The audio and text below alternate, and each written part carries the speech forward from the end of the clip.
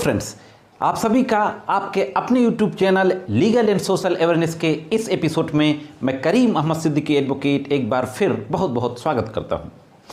आज के इस एपिसोड में मैं बात करने जा रहा हूं कि हथकड़ी किन व्यक्तियों को लगाई जा सकती है और किन परिस्थितियों में लगाई जा सकती है। हथकड़ी लगाई भी जा सकती है या नहीं लगाई जा सकती है। क्या क्रिमिनल प्रोसीजर कोड में इस संबंध में कोई सेक्शन, कोई प्रोविजन दिया हुआ है और ऑनरेबल सुप्रीम कोर्ट का इस संबंध में क्या कहना है। दोस्तों, ऑनरेबल सुप्रीम कोर्ट के महत्वपूर्ण केस लॉ में सुप्रीम कोर्ट ने क्या कहा, इसके बारे में भी आज बातचीत करेंगे। और सीआरपीसी में अगर इस संबंध में कोई प्रोविजन है तो उस संबंध में भी बहुत ही ब्रीफ में बातचीत करेंगे। तो जुड़े रहे आखिरी तक, देखते हैं कि इस संबंध में क्या कुछ महत्वपूर्ण कानूनी जानकारी उपलब्ध है। दोस्तों, वैसे तो क्रिमिनल प्रोसीजर कोड या किसी और अधिनियम में कोई स्पेसिफिक प्रोविजन इस संबंध में नहीं है जिसमें यह कहा गया हो कि वो कौन से व्यक्ति होंगे या वो कौन से परिस्थितियां होंगी जब हथकड़ी लगाई जा सकती है या नहीं लगाई जा सकती। लेकिन सीआरपीसी में ही एक सेक्शन है 46 में यह ज़रूर बताया गया है कि गिरफ्तारी कैसे की जाएगी, हाउ अरेस्ट मेड। और इस 46 को 4 सब सेक्शंस में डिवाइड किया गया है। इस सेक्शंस में कहा गया है कि पुलिस जब किसी व्यक्ति को गिरफ्तार करने जाती है तो उस व्यक्ति के शरीर को छू सकती है जबकि वह व्यक्ति गिरफ्तारी से बचने की कोशिश करे। अगर वह व्यक्ति अपने आप को सरेंडर कर देता है पुलिस के सामने, राजी हो जाता है कि मैं आपके साथ चलने के लिए तैयार हूं, तो फिर पुलिस उस व्यक्ति को छू भी नहीं सकती है। लेकिन अगर महिला की गिरफ्तारी होनी है तो मौखिक सूचना जो पुलिस देगी गिरफ्तारी की, वह प्रेज्यूम कर लिया जाएगा कि वह कस्टडी में हो गई।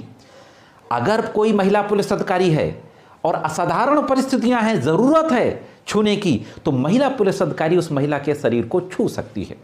इसी सेक्शन में यह भी कहा गया है कि अगर वह व्यक्ति जिसको पुलिस गिरफ्तार करने गई हुई है अगर बाई फोर्स बचने की कोशिश कर रहा है, गिरफ्तारी का प्रतिरोध कर रहा है, भागने की कोशिश कर रहा है, तो पुलिस आवश्यक साधनों का प्रयोग कर सकती है। अब आवश्यक साधनों के प्रयोग में यहां पर एक सवाल उठता है कि क्या आवश्यक साधनों के प्रयोग में पुलिस किसी व्यक्ति का काउंटर भी कर सकती है, उसकी मृत्यु भी कर सकती है। हम आए दिन देखते हैं कि पुलिस काउंटर लोगों का करती रहती है। तो इसी सेक्शन में कहा गया है कि अगर आरोपी किसी ऐसे अपराध का आरोपी है जिसकी सजा मृत्युदंड या आजीवन कारावास है तो पुलिस मृत्यु भी कर सकती है। अब यह दोस्तों जो आवश्यक साधन हैं, इसी आवश्यक साधन के अंतर्गत हथकड़ी भी आ जाती है। तो इस कानून के तहत जिसमें यह लिखा हुआ है 46 में कि पुलिस गिरफ्तारी करते समय उस व्यक्ति को जिसको गिरफ्तार करने गई है, अगर वो गिरफ्तारी का प्रतिरोध कर रहा है, बाई फोर्स विरोध कर रहा है, भागने की कोशिश कर रहा है, तो आवश्यक साधनों का प्रयोग कर सकती है। उस आवश्यक साधनों में उस व्यक्ति के शरीर को छूना, उसको पकड़ना, उसको रस्सी से बांधना, हथकड़ी लगाना, इवन अगर वो भागने की कोशिश कर रहा है तो उसके पैरों में गोली मारने तक की स्थितियां भी शामिल हैं। तो इस कानून के तहत पुलिस हथकड़ी लगाती है। अब इसमें समय समय पर जो सुप्रीम कोर्ट ने लॉ दिया वो क्या दिया, किस केस में सुप्रीम कोर्ट ने हथकड़ी के संबंध में क्या बात कही, इसके बारे में भी एक नजर डाल लेते हैं। साथियों, मैं आपको बता दूं कि आर्टिकल 21 कॉन्स्टिट्यूशन ऑफ इंडिया, जो कि एक बहुत ही महत्वपूर्ण आर्टिकल है, वैसे तो यह आर्टिकल मात्र 2 लाइन का है कि no person shall be deprived from his life and personal liberty except to the procedure established by law. विधि द्वारा स्थापित प्रक्रिया के सिवाय किसी भी व्यक्ति को उसकी व्यक्तिगत और जीवन की स्वतंत्रता से वंचित नहीं किया जाएगा। और जब किसी व्यक्ति को पुलिस गिरफ्तार करती है या हथकड़ी लगाती है तो उसको उसके जीवन यानी व्यक्तिगत स्वतंत्रता से वंचित करने का काम करती है। इसलिए सुप्रीम कोर्ट ने इस मामले को बहुत गंभीरता से लिया। सबसे पहला एक केस आया 1978 में, सुनील बत्रा बनाम दिल्ली प्रशासन। इसमें ऑनरेबल हाई कोर्ट ने कहा कि पुलिस का हथकड़ी लगाना अनकॉन्स्टिट्यूशनल है, आर्टिकल 21 का वायलेशन है। और आर्टिकल 22 के तहत भी पुलिस किसी भी व्यक्ति को मनमाने तरीके से गिरफ्तार नहीं कर सकती है। इसी के बाद 1980 में केस आता है प्रेम शंकर शुक्ला बनाम दिल्ली प्रशासन। इस केस में भी यही बात कही गई कि पुलिस ऐसे ही किसी को हथकड़ी नहीं लगा सकती जब तक कि रीजनेबल रीजन ना हो, युक्त कारण ना हो। इस केस में तो यहां तक सुप्रीम कोर्ट ने कहा कि वह कैदी जो कि जेलों में बंद हैं, विचाराधीन है, अंडर ट्रायल प्रिजनर्स जिनको बोलते हैं, विचाराधीन कैदी, उनको जेल से ट्रायल के दौरान हर 15 दिन में रिमांड की डेट में कोर्ट लाया जाता है, उनको तक हथकड़ी लगा के नहीं लाएगी।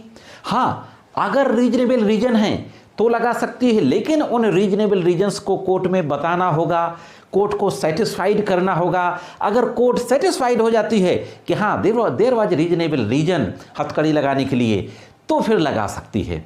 इसी के साथ दोस्तों एक केस और आता है 1992 में, Anjani Kumar Sinha versus state of Bihar. Supreme court द्वारा कहा गया कि पुलिस अपनी असीमित शक्ति का प्रयोग करते हुए किसी भी व्यक्ति को यूं ही हथकड़ी नहीं लगा सकती, युक्त रीजन बताना होगा। और युक्त रीजन में महत्वपूर्ण 3 बातें सुप्रीम कोर्ट के द्वारा कही गई कि वह व्यक्ति कस्टडी से भाग सकता है, पब्लिक पीस के लिए, लॉ एंड ऑर्डर के लिए खतरा बन सकता है, हिंसा कर सकता है।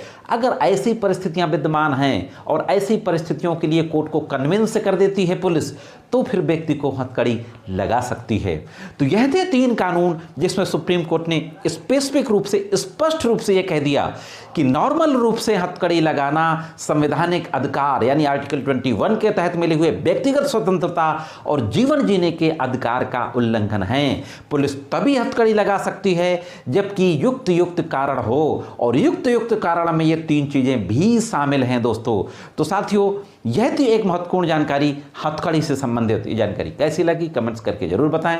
मैं समझता हूं कि जानकारी आपको जरूर पसंद आई होगी। अगर वीडियो अच्छा लगे तो वीडियो को लाइक और शेयर भी करते चलें। साथियों, आज की वीडियो में सिर्फ इतना ही। मिलते हैं किसी अन्य वीडियो में कानून की कुछ अन्य जानकारियों के साथ। तब तक कानून की विभिन्न तरीके की जानकारियों के लिए देखते रहें लीगल एंड सोशल अवेयरनेस।